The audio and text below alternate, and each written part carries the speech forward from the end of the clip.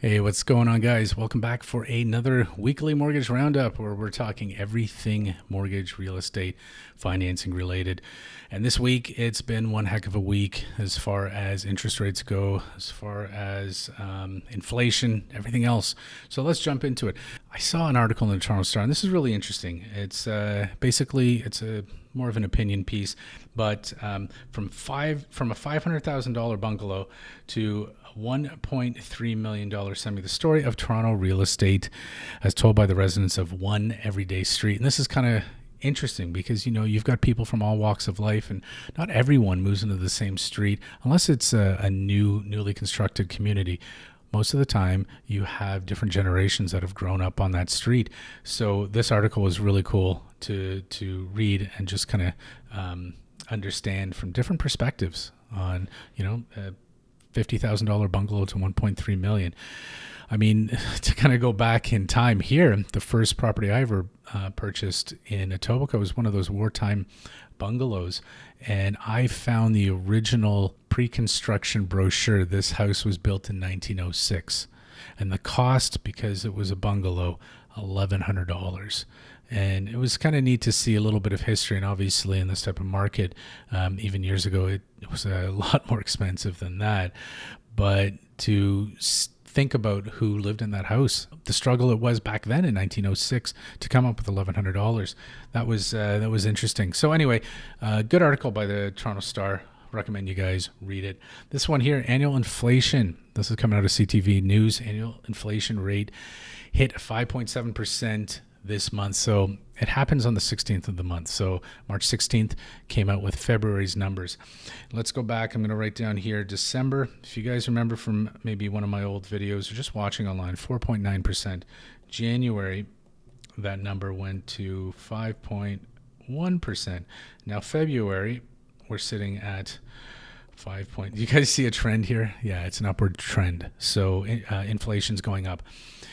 And one of the simplest forms of determining inflation is the CPI, so the Consumer Price Index. And this Consumer Price Index is basically when you take a basket of goods, so a simple basket of goods, and what does it cost today versus what did it cost back in time, right? So you would take something as simple as bread, and what does a loaf of bread cost today versus what is that same loaf of bread? What did it cost 10 years ago, 1990? What was it? And we determine what inflation is and what the cost of that basket. The problem is there are certain substitutes that have been going on. So the question is whether the CPI is actually a good indicator of inflation these days, because now we can substitute one good for another good. So let's say, for example, bread is too expensive. People start buying, crackers, right? That's generally not the same thing. And crackers would be cheaper than bread. So it becomes not an apples to apples comparison. And that's why a lot of people think that the rate of inflation is a lot higher than what is claimed at 5.7%. Because if you're taking like a really expensive, cut of steak and comparing it to, flank steak or something, that's a lot cheaper because people can't afford it. They move to a substitute. I don't think that's a fair assessment. So I think inflation is a lot more than the 5.7%. Anyway, that's out of CTV News. We want to keep an eye on inflation because that is an indicator of where rates are going. And we'll jump in and see what happened to rates this week because it hasn't been a good week for rates. Here's an interesting story out of Beta Kit. Honest Door closes $2.2 million in an aim to bring accuracy to real estate transactions. So this company, startup called Honest Door, they are actually in British Columbia, I think. Where is it? Alberta, Manitoba. So they want to go right across Canada.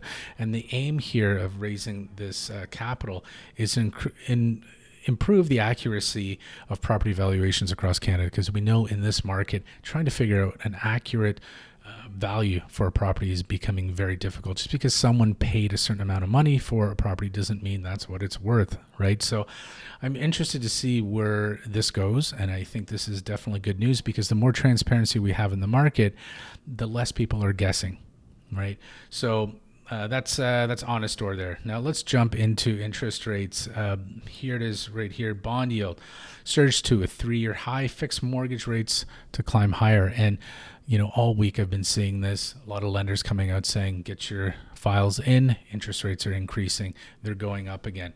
And it's just, in this type of market with inflation being so high, the bond yields have to go up, right? Because the price of bonds are going down. It's an inverse relationship here. And take a look at this, guys. This is just all of March. So we entered March at around 1.45%, and we closed out the week at 2.02%. Wow, what a jump.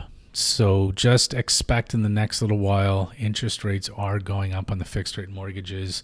If you looked at a rate earlier this week and you're looking at the rate next week, I'll give you a crystal ball on this one. It's going to be higher. So keep that in mind. But again, variable rate mortgages are a little bit better of an option right now. Also, for the mortgage qualifying rate, this is as an aside, but the stress test. So that stress test, we use a 5.25% interest rate, but it's either 5.25 or the contract rate plus 2%. So if interest rates rise above 3.25% on a 5-year fixed, it's actually going to reduce your affordability. So it might be better to go into a variable for that reason alone if you're looking to maximize your purchasing power. All right. Meanwhile, what's going on in the U.S.? Well, it's no different there. Jerome Powell, the Fed's home sales fell far more than expected in February. So this happened out south of the border. Mortgage rates also rose. Oops, wrong one there. Mortgage rates also rose and supply remained tight. Again, interest rates have gone up. They're fighting inflation. And basically anything that happens down there, it sends shockwaves up here. So no surprise there. We're starting to see a little bit of softening there in the market. A refinance market, they say, is pretty much dried up because people are not wanting to take equity out right now and refinance at a higher interest rate. That's in the U.S. And look, around the rest of the world, here's something interesting. So HSBC buys a plot of virtual real estate. So they purchased virtual real estate in an online gaming space called The Sandbox. This is the move will allow HSBC to engage with sports, esports, and gaming fans through its new acquisition in The Sandbox. So they've actually been closing their retail locations. So 69 branches alone in Britain were closed for HSBC, and they're moving on to the online space, NFTs. And this virtual sandbox. So that's interesting. I want to kind of get your opinion on this. What do you guys think? Do you think that's the wave of the future, NFTs and virtual real estate? Let me know. And that's all I've got today, guys, in the world of mortgages. Interest rates are on the rise. If you're considering doing a refinance, I'd say get your application in, contact your broker or banker. Or if you're up for renewal, here's the other thing. If you're up for renewal in the next 18 to 24 months, might be a good idea to renew now while the interest rates are lower, because chances are in 2 years you're going to be renewing into an environment where those rates are going to be a heck of a lot higher than they are today. Anyway, that was just a little bit of bonus for today. Thanks again, guys, for watching, and I hope you're having a great day. We'll talk to you soon.